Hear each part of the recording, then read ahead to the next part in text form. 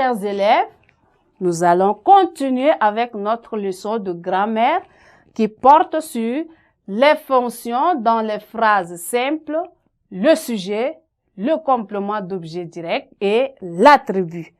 Alors, précédemment, nous avons vu que dans la phrase que nous avons lue, il y a un sujet, un complément d'objet direct et un attribut du sujet. Mais attention, la fonction sujet a des cas particuliers. La fonction sujet, surtout, a des cas particuliers. Eh bien, au mode impératif,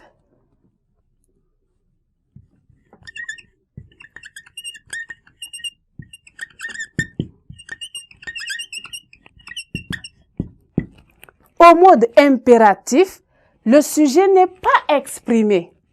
Au mode impératif, le sujet n'est pas du tout exprimé. Et là, exemple, on dit quoi? Nettoyer les épines. Nettoyer, ou on prend simplement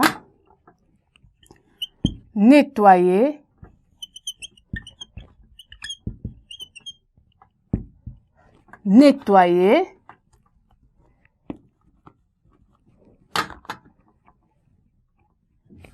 et donc nous disons ici nettoyer les épines.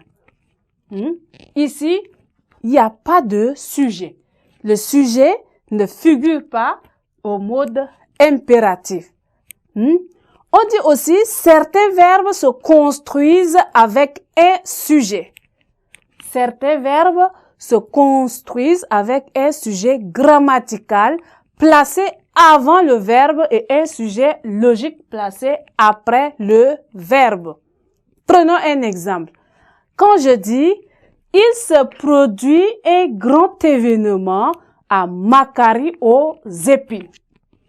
Il se produit un grand événement à Makari aux épines. Eh bien, ici, les verbes sont placés, les verbes sont construits avec un sujet grammatical placé avant le verbe.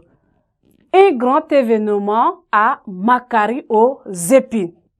Donc ici, voilà l'exemple qui cadre avec cette leçon. Encore, on parle de l'ellipse. C'est quoi l'ellipse? L'ellipse.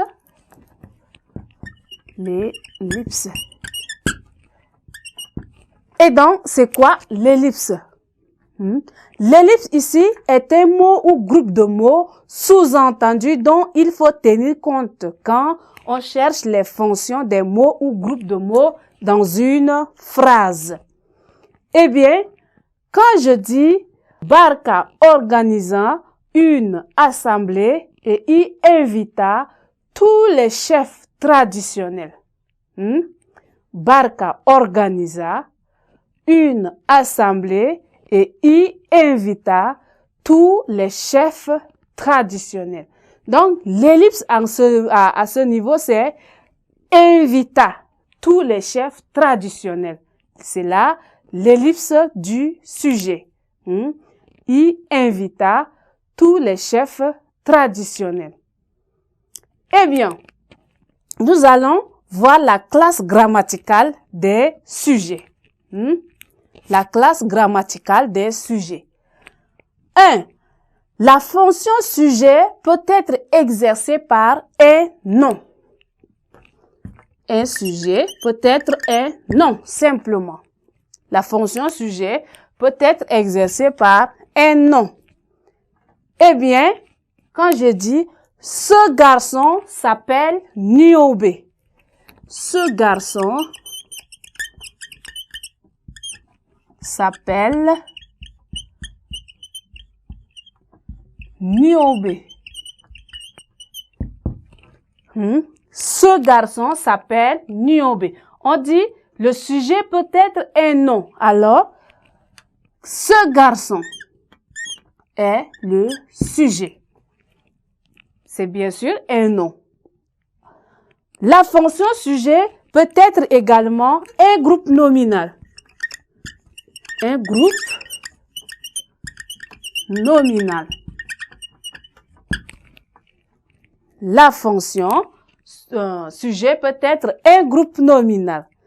Quand je dis cette flûte est un cadeau. Cette flûte est un cadeau. Alors, où est le groupe nominal? C'est cette flûte. Cette flûte est un cadeau. Flûte est un groupe nominal. La fonction sujet peut être un pronom. On peut dire, es-tu content de ce cadeau? Es-tu content de ce cadeau? Alors, le sujet ici, c'est quoi? Es-tu? Un pronom.